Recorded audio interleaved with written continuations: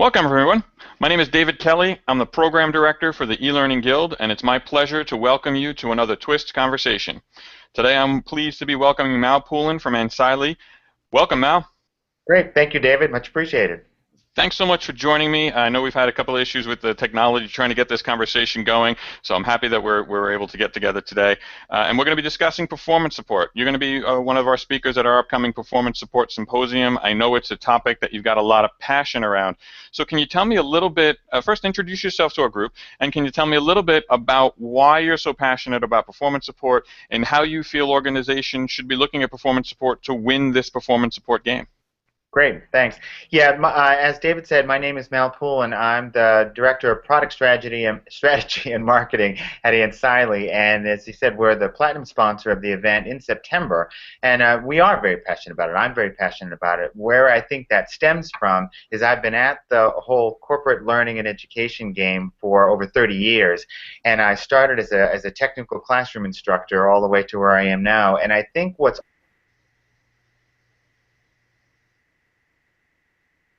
for knowledge to stick.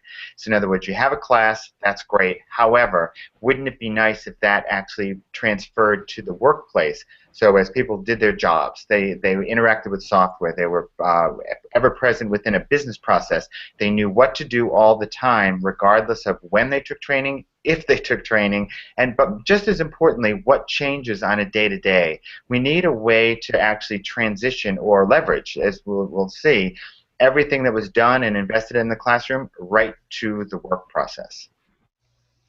And the fact that you're mentioning leveraging is an interesting, I think, point to make, because it leads me to the next kind of question that I wanted to ask you about. When we think of training, we think about the different types of content that we have and the different type of resources that we use in a classroom or in an e-learning thing. But the idea of what resources are and what assets are in the performance support conversation is a much broader spectrum. It brings in a whole new level of what resources and assets are available within an organization. So can you talk a little bit more about how performance support really leverages a much deeper complement of resources and assets within an organization? Yeah, I think the difference is going to the real-time operational needs. So in other words, I think there's a lot of value to be had by leveraging what's actually used in the classroom and bringing it right to the workplace. So if it's within a business application, software application, you can transfer and make everything that you used in the classroom also available right within the interface of the application itself. So in other words, nothing's left behind. You just leverage and transfer everything to there. So it's not always that everything's different, but that you bring everything forward. So if you use something in the classroom because you wanted something to be, people to be aware of it and how to do something with what, they still need that on a day-to-day, hour-to-hour, minute-to-minute basis on the job.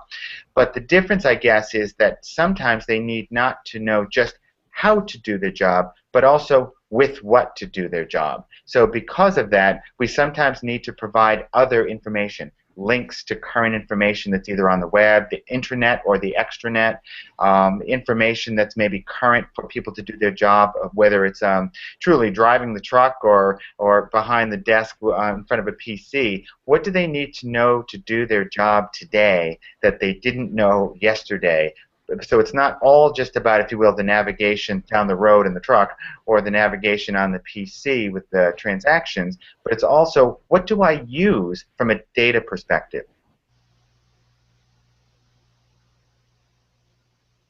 Make sure I'm compliant with what I'm supposed to do and with what I'm supposed to do it. So it really is a leverage game of bringing everything from the classroom plus. Excellent. And one of the things that I find interesting in the conversations that you and I have had privately in relation to performance support is that generally the performance support conversation deals with what you need, when you need it, where you need it, and how you need it.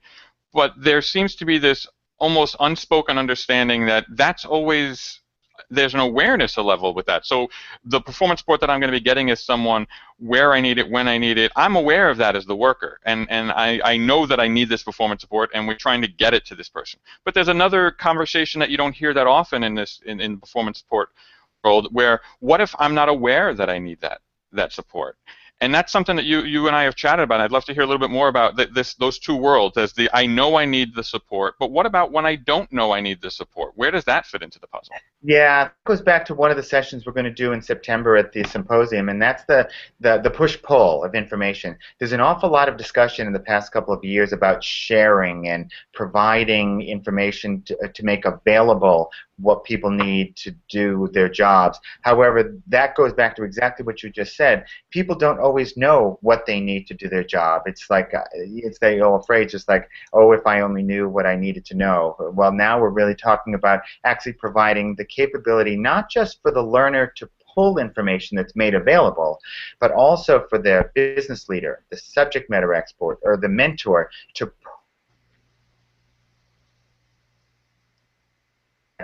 you get behind the truck and he's like, I know how to drive, so you do that. But on the other hand, maybe I don't know there's a detour up ahead, and I've got a semi and I can't take it down the detoured route. How do I know that that change has occurred on a day-to-day basis? If I'm in procurement and I'm dealing with a new financial package within my company, and that's all great, but I'm not fluent on the change to all of the customer codes that are going to directly affect my procurement capability. I need to know that. So again, if we have a change, I need to be able to push information. People don't know that they need that information yet. So it's that tug of war where information is the rope. I need to make sure that everybody wins the game, both the learner and the worker and those who know, in other words, maybe the business leader or the SME perhaps, so that we actually get this. So really we're talking about the beneficiaries of a strategy of performance support. It's not always the learner. It very often is those who are the business stakeholders, the business owners that need to ensure compliant process and behavior, but also compliance with data to make sure people are doing what they need to know. So all of a sudden, our performance support,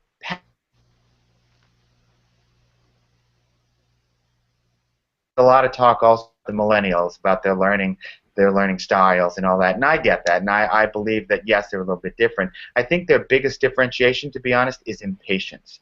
But I find that it doesn't matter whether you're 20 or 80. These days, we're all impatient to get the information and the methodology to do our jobs well, and that's where performance support is in the sweet spot of that victory. Excellent. And I know that you mentioned that you're going to be doing a session specifically on that push and pull conversation. You're also going to be doing another session at the conference. Can you tell me a little bit about what I can expect from that session? Sure, it really gets down to the personalization aspect. So it takes that conversation about the push-pull and even takes it as to the how-to. How do I make or how do I style the content and the learning and the deployment capability and the platform so that we can do the push-pull? So we actually need to make content that's, the old just for me, just now, just in time, all the justs, just the right format, just on the right device. We bring in a lot of concepts there, including the old bring your own device to work. How to personalize the learning and the performance support so that there's always a so that the business is effective, the worker is effective, everything gets to where we need to from a time perspective.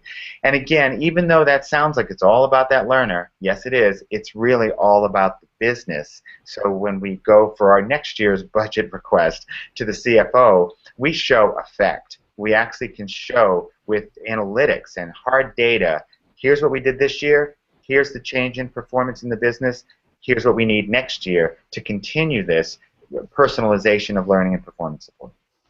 That's excellent. And both of those stories are very representative of why I'm so excited about the conference this year. The idea of performance support and how it can make us more effective in the work that we do as learning and performance professionals is great. And it's just very representative of why this is such an important conversation for the people that are going to be coming to the conference and just for the industry in general. So if you want to learn more about the sessions that Mal talked about or any of the sessions that are taking place at the symposium, please do visit our website, pss14.com. That's the Performance Support Symposium website, pss14.com.